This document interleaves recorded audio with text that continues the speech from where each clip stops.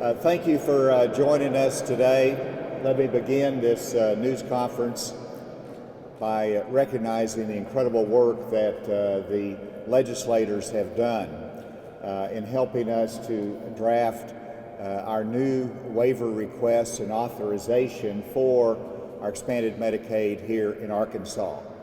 And without their incredible involvement and engagement, all of them that's represented here and many others, we would not be here today announcing the filing of SB 410, which is the ARHOME's waiver authorization that will allow my administration to go and request a waiver for the expanded Medicaid population and to continue coverage at a time when our current Arkansas Works waiver will expire.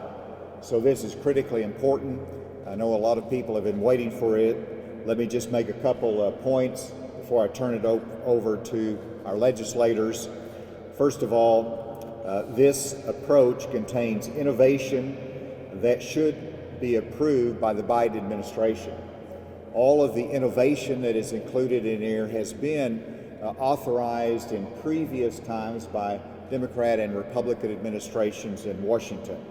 Some of the features of it is that it, first of all, does continue coverage, health care coverage for over 300,000 Arkansans. And in a state such as Arkansas, both in terms of the economy, but most importantly, the health care, this allows that continued coverage. Secondly, it supports improved health outcomes from maternal health to prenatal health to drug addiction counseling. These are areas that Arkansas has lagged behind statistically. It gives us an opportunity to focus through ARHOME's initiative some of those recurring health challenges we've had in Arkansas. It also incentivizes personal responsibility from cost sharing to improving job skills. Importantly, there is not any punitive consequences, but there is incentives to comply, to make sure that you improve job skills, improve your opportunities to work, as well as the cost-sharing responsibilities. No one loses health care benefits, but there are incentives to encourage that kind of behavior and that kind of progress in life. It is designed to control costs as well, but it's primarily something that will extend health care in Arkansas in an innovative way, in a way that addresses some of the challenges that we face as a state. Again, let me thank our legislators, and I'll recognize Senator Ervin for her comments, followed by the other legislators and Secretary Gillespie. And I very much appreciate Representative Gray and her leadership on this as well. Missy? Thank you, Governor.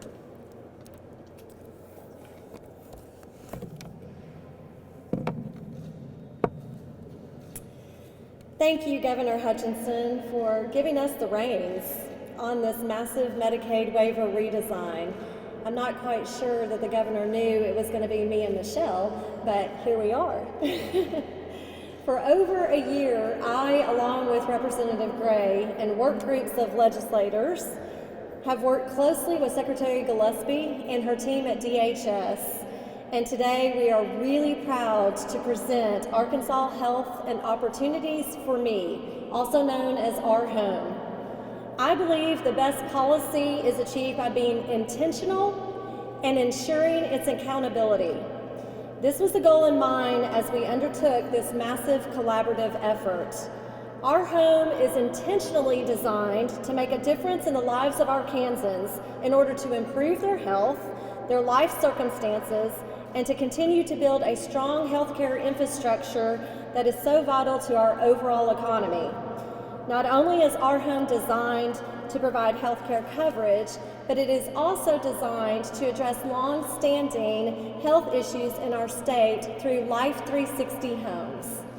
The Life 360 homes are focused on incorporating all of the resources and opportunities needed for our citizens to seek care at the right time and to manage their health issues and their diseases.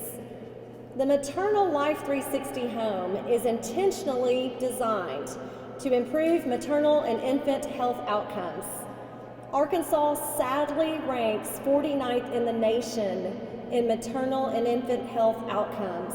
This is unacceptable, and we have to do better. Over 60% of the enrollees in the current Medicaid program are women. We know from claims data that less than 60% of the pregnant women in Medicaid used prenatal services in their first trimester. 21,000 babies are born under Medicaid annually.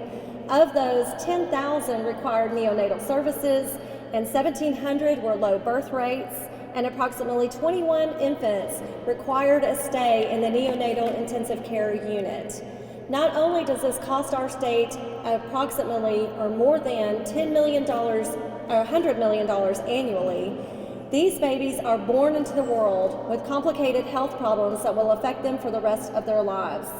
Maternal homes, anchored by our participating birthing hospitals, will work with expecting mothers and 2 years after birth on an intentional effort to improve their health outcomes in their baby's early development. Over 40% of Arkansans live in rural Arkansas. Study after study has shown an increase in mortality rates as well as increases in illnesses and comorbidities such as cardiovascular disease, chronic health diseases and heart diseases, diabetes, substance abuse disorders, and mental illnesses. Rural Life 360 homes are intentionally designed around these known facts. Anchored by participating critical access hospitals, the rural homes will connect our citizens to the resources they need and help them improve their health and their circumstances. Currently, there are nearly 15,000 veterans enrolled in Arkansas Works, over 17,000 who are formerly incarcerated, 2,500 who were in DYS custody, and 2,200 who were in foster care. The Success Life 360 homes are intentionally designed to provide these citizens with the needs they are facing from mental illnesses, substance abuse disorders, behavioral health, and disabilities. We have successfully built crisis stabilization units across our state, but we don't have to build new ones. When we can use open beds in our critical access hospitals, we are using the infrastructure we have in place, which makes sense financially, and it helps our citizens connect easily to a crisis stabilization unit and bed. It's so smart to use our existing healthcare infrastructure in hospitals to partner with us to solve our state's problems. And that's exactly what the Life 360 homes are designed to do. The government programs and policy must also be accountable to the taxpayers of the state of Arkansas. We have to measure our successes. We are accountable to them to create and implement effective and efficient policy. We must constantly assess our programs and adjust course as we need. We must always ask, is this working? Does this make sense? Are we willing and utilizing our resources to the best of our ability in both health policy and financial policy? This legislation creates an accountability and oversight committee for these purposes to help define goals and measure our successes. ARHOME uses the same financial structure of partnering with Arkansas insurance companies to purchase qualified health plans, which increases the physician and hospital rates from 25 to 65% above the current traditional program. This opens the door for increased access for our Medicaid patients, and it's critical, especially in rural Arkansas, where there is a higher percentage of Medicaid patients. Furthermore, using insurance plans has proven to successfully stabilize premiums for all health insurance products in the private marketplace. Arkansas ranks 6th in the nation for the lowest premiums. It has worked. Finally, Arkansas negotiated with the federal government 7 years ago a 100, now 90-10 split. This has successfully brought billions of federal dollars into our healthcare infrastructure, which has helped save our rural hospitals from closing. During this health emergency crisis, we saw firsthand how important our entire healthcare infrastructure was to our state. Hospitals increased ICU bed capacity by 19% to meet the needs of our COVID patients for ICU purposes. We did this by utilizing all of the beds in our rural and critical access hospitals. It was also eye-opening to see nurses, lab technicians, doctors, and hospital employees laid off, revealing that the margins in the majority of our rural hospitals are razor thin. We cannot afford to veer off course and pursue alternate paths. By utilizing these qualified health plans, Arkansas will leverage and bring in an additional $600 to $700 million of annual federal revenues, totaling approximately $3 billion over the next 5 years. These dollars are essential to keeping our rural hospitals and our healthcare infrastructure intact and stabilized. ARHOME really is the most responsible and pragmatic policy approach that we can pursue. It is intentionally designed to serve Arkansans. It is intentionally designed to be good stewards of taxpayers' monies, and it is intentionally designed to be accountable for the outcomes we desire to make our state a better place for our citizens. And I want to welcome Representative Michelle Gray to the podium to further discuss this importance. Thank you, Senator Irvin, Governor Hutchinson. First, I'd like to say it's an honor to be standing here today. When Secretary Gillespie asked me to be the House sponsor on this bill, I'll just say I was actually shocked. Very honored to be a part of it, and I'll tell you in just a moment kind of why I was shocked. But Senator Irvin did an amazing job summarizing this legislation and the waiver as we move forward.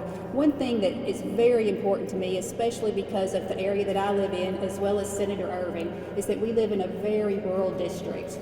A majority of the state is considered rural. And so one of the things that I just wanted to point out for the viability of our hospital infrastructure in the state is, according to the Center for Healthcare Quality and Payment Reform, 16 of our 48 rural hospitals are at immediate risk of closing here in Arkansas. 29 are at immediate or high risk of closing here in Arkansas.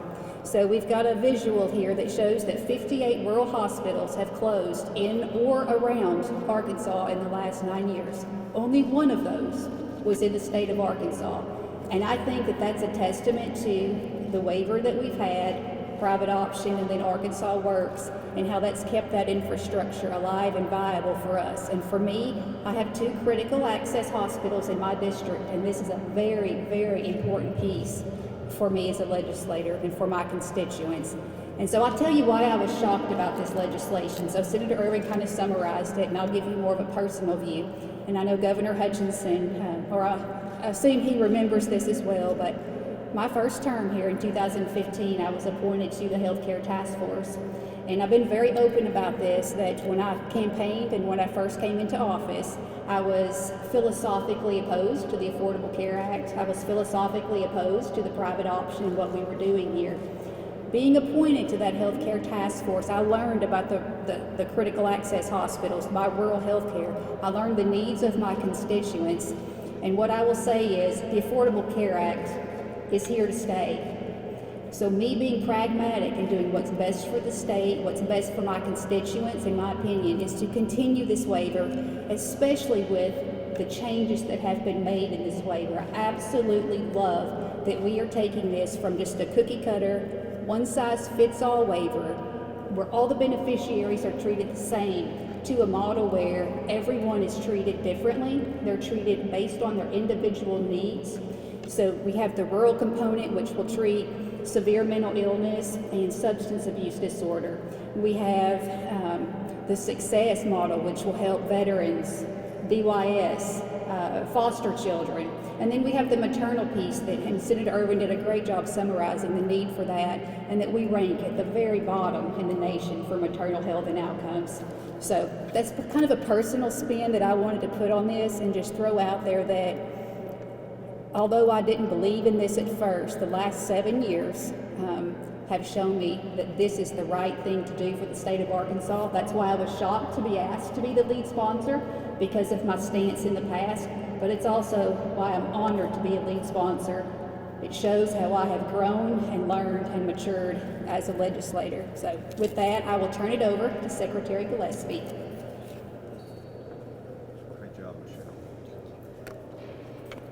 Thank you.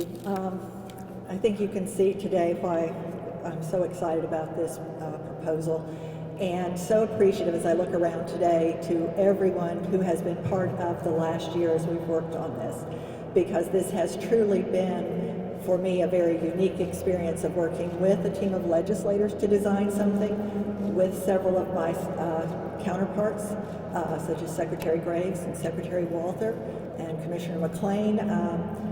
It is not something that is just DHS coming forward. I feel like this really represents what we need in this state at this time.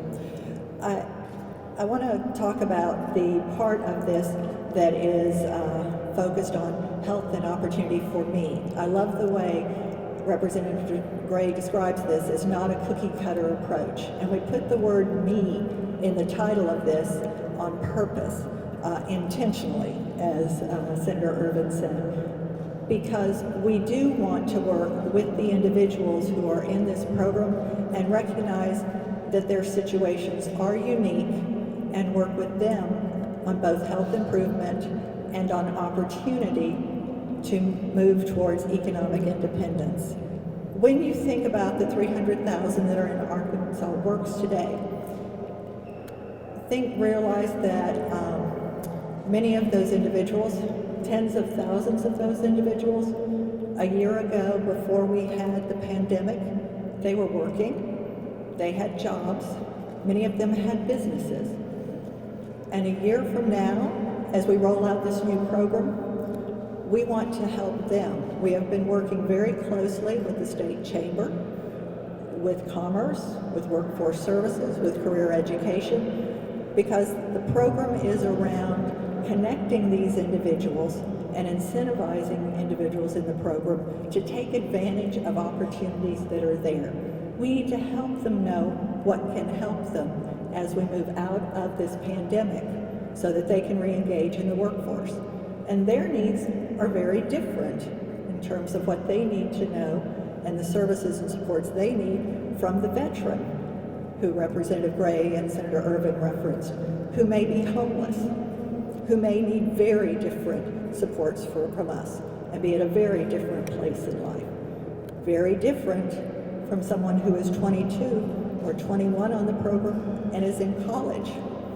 The information they need to move forward is very different. So we are not going to take a cookie cutter approach to this, but instead this will be about incentivizing the population and getting information to them and working with them in different ways so that they can move towards improved health and can take full advantage of opportunities that are there to help them move towards economic independence. So that's why we refer to this and say there's not a work requirement in this program. I get asked that all the time. But this is a program built on incentivizing health and opportunity for me. With that, I want to talk a little bit about the schedule that's ahead for us. And I think you all have a booklet that describes the program, and included in it is a copy of the schedule. And I do this just to point out how much work is going on and how much work is still to be done as we make our way through this year. The law that created Arkansas Works, and private option, and then Arkansas Works, as well as the waiver that we have, expires at the end of this year. So we do have to take action in this legislative session. As you see, we started working on this, as they said, a year ago. And the program itself is now at the point where we have the framework. Legislation was introduced today by Senator Ervin, and we're hoping for rapid action, but I never, ever assume anything around that. But now that the legislative framework has been drafted, we're working on starting on the waiver, drafting a waiver, and that is something we would have to submit to CMS. And so you see a timetable in there of working in March and April to try to draft a waiver. We will obviously be working very closely with the legislature as we do this. And then the process is that the waiver has to go the draft waiver has to go for state public comment. And then after state public comment, we will be able to submit it. And it goes for, they call it federal public comment, but it's actually national public comment. And then post that, we're able to really move into full negotiations with the federal government with the goal of having this waiver finalized before the end of this year so the program continues in January. That is critically important for the state, for the healthcare infrastructure of the state, and for all of those who are on that program. I will also point out that even as that is going on, there will be a lot of other work happening to begin putting together the pieces of this program. We hope to begin working with hospitals that would like to take part in being a 360 home. We have been working closely with a number of community service organizations. I see representatives today from Our House and Restore Hope and Immerse. We want to continue working with them around developing out those ideas. And with hospital CEOs who have been wonderful to work with in the Ambulance Association this year. We'd like to get as much of this going as we can at the beginning of the year. And, but it's a rapid timetable. So with that, I think I will close by just thanking our partners in pulling this together and saying how excited we are.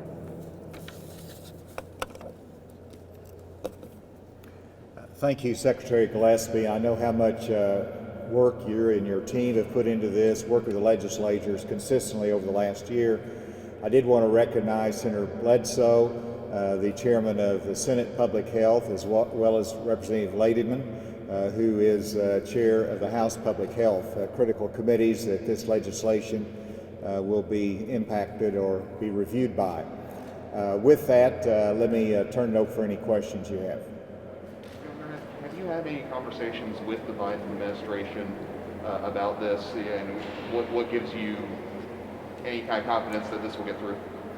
I have not had any conversations personally with the Biden administration, and of course they're still working to get their key people in place and confirmed by the Senate. And so I expect as soon as we have the CMS director and HHS in place that we will be visiting with them as our waiver request shapes up. But at this point, I've not had any conversation with them. What about this gives you confidence that this is a model they'd approve? Because in my lengthy discussions with my health team, that the elements and innovation that is existing in ARHOME's waiver request and legislation, the innovation has already been included in waivers by both Republican and Democrat administrations. So, for example, the cost sharing. The cost sharing is something that has been approved repeatedly by the courts as well as by the administration. It's an accepted waiver request. That's just one example. The others fit in with that same concept. And so we're, based upon that, would expect and hopeful that it would be approved. So the program would incentivize beneficiaries to adopt these work incentives because they would receive a private qualified health plan, correct? As opposed to traditional medication service. Why would that be an effective incentive? Is there any indication that that would incentivize beneficiaries to change their personal behavior to receive that plan? You mean to be on the insurance side of the plan? Well, first of all, everybody starts there. And so they don't have to be incentivized to qualify for it. They already are qualified in place there, but there are certain responsibilities, and if those responsibilities are not met, then they could be moved to the fee-for-service. So they would continue health care coverage, and this is a significant difference, whereas under Arkansas Works, under the work requirement, they would actually lose coverage. And then they could come back on at a particular time, but they'd lose coverage for a period of time. In this instance, they're incentivized to stay and meet their obligations for their insurance, their health care insurance, but if they fail to do that, they're put in the fee-for-service plan and their health care coverage will continue.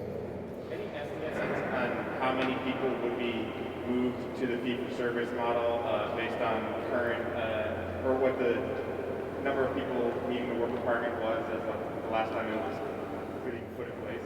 I'll ask Secretary Gillespie if she has a comment on that, but our hope is that everyone would receive the benefits of the qualified health insurance plan, be able to stay there, and that's because, you know, that way you can have the benefit of the ARHOME experience and the broader healthcare coverage and the benefits that it brings, and you do have some individual responsibility requirements.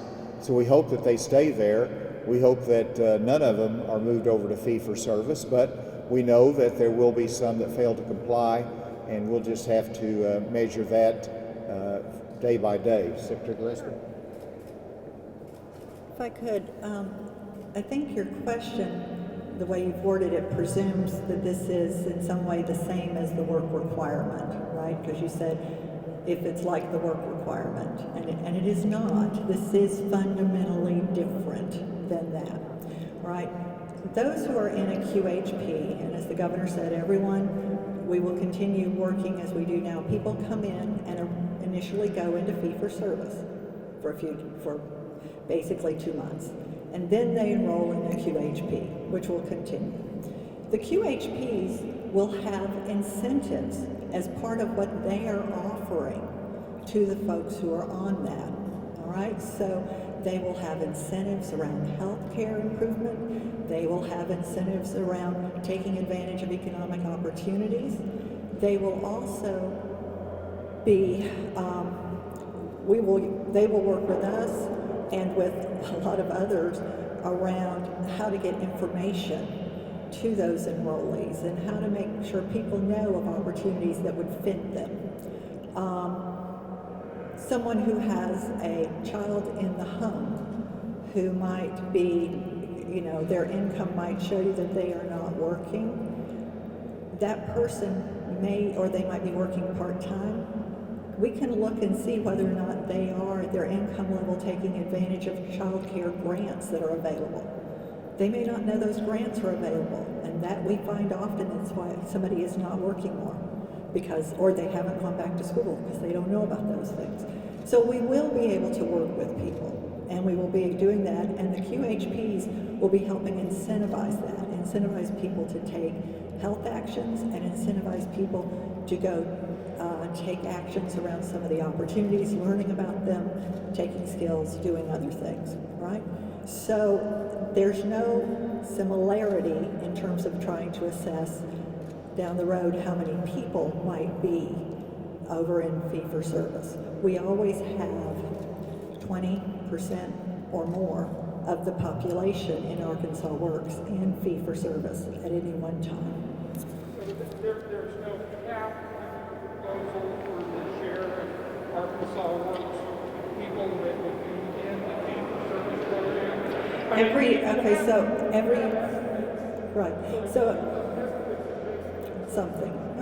So every year, as part of the information, we give the qualified health plan so they can set their rates.